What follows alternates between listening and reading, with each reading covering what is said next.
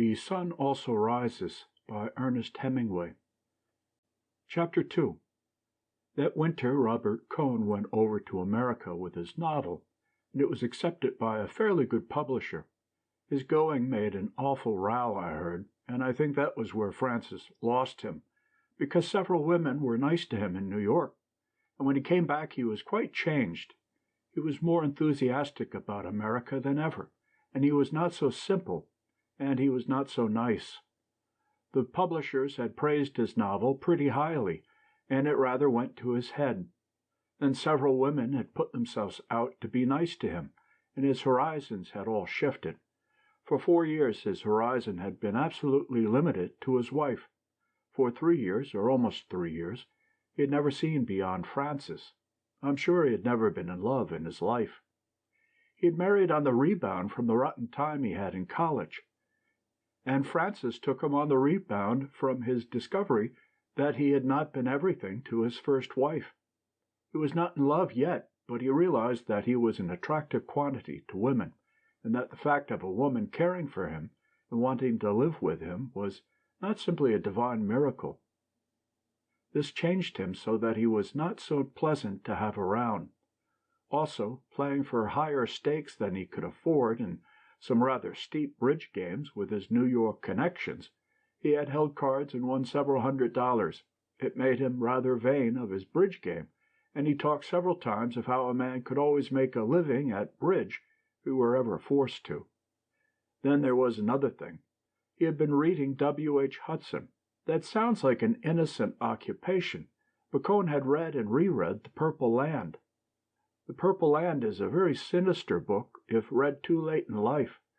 It recounts splendid, imaginary, amorous adventures of a perfect English gentleman in an intensely romantic land, the scenery of which is very well described. For a man to take it at 34 as a guidebook to what life holds is about as safe as it would be for a man of the same age to enter Wall Street direct from a French convent, equipped with a complete set of the more practical Alger books. Cohn, I believe, took every word of The Purple Land as literally as though it had been an R.G. Dunn report. You understand me, he made some reservations, but on the whole the book to him was sound. It was all that was needed to set him off. I did not realize the extent to which it had set him off till one day he came into my office. "Hello, Robert," I said. "Did you come in to cheer me up?" "Would you like to go to South America, Jake?" he asked. "No." "Why not?" "I don't know. I never wanted to go.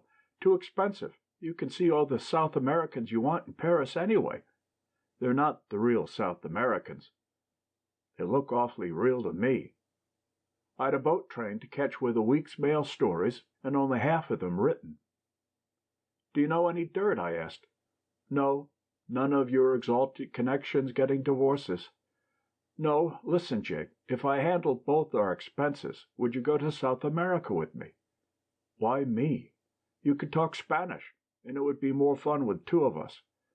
"No," I said. "I like this town, and I go to Spain in the summertime." "All my life I've wanted to go on a trip like that," Cohn said. He sat down. "I'll be too old before I can ever do it." "Don't be a fool," I said. "You can go anywhere you want. You've got plenty of money." "I know, but I can't get started." "Cheer up," I said. "All countries look just like the moving pictures." But I felt sorry for him. He had it badly. I can't stand it, to think my life is going so fast and I'm not really living it. Nobody ever lives their life all the way up except bullfighters. I'm not interested in bullfighters. That's an abnormal life.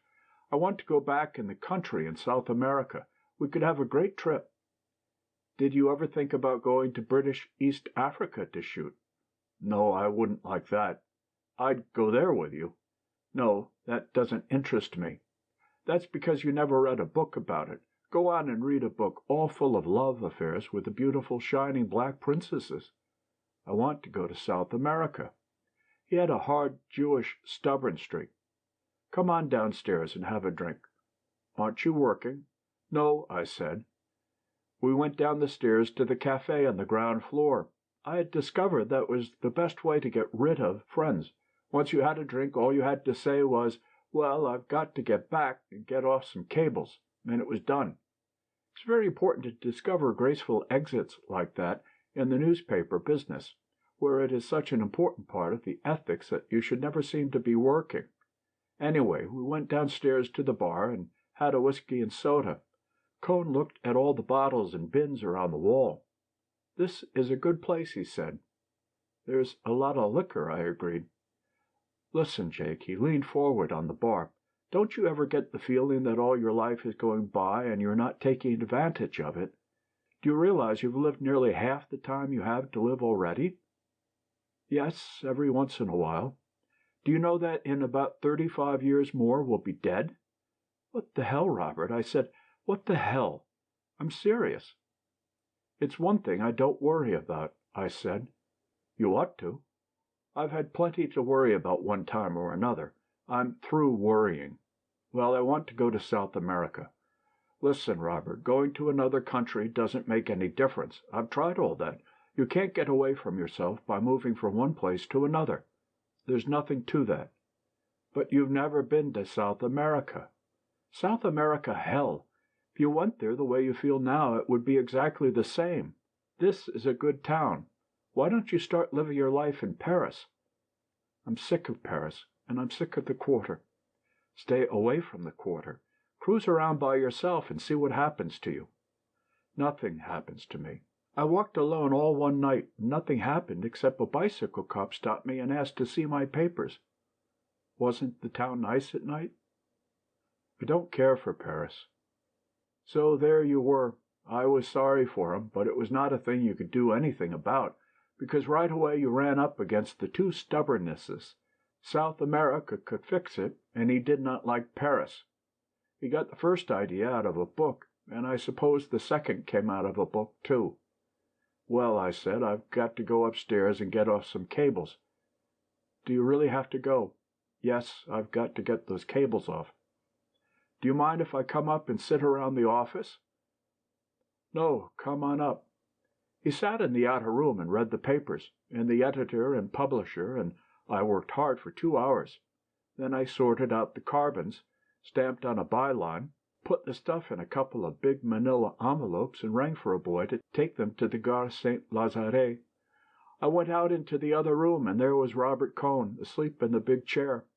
He was asleep with his head on his arms. I did not like to wake him up, but I wanted to lock the office and shove off. I put my hand on his shoulder. He shook his head. "I can't do it," he said, and put his head deeper into his arms. "I can't do it. Nothing will make me do it." "Robert," I said, and shook him by the shoulder. He looked up. He smiled and blinked. "Did I talk out loud just then?" "Something, but it wasn't clear." "God, what a rotten dream." "Did the typewriter put you to sleep?" "Guess so. I didn't sleep all last night." "What was the matter?" "Talking," he said. "I could picture it. I've a rotten habit of picturing the bedroom scenes of my friends. We went out to the Café Napolitain to have an apéritif and watch the evening crowd on the boulevard." End of chapter 2.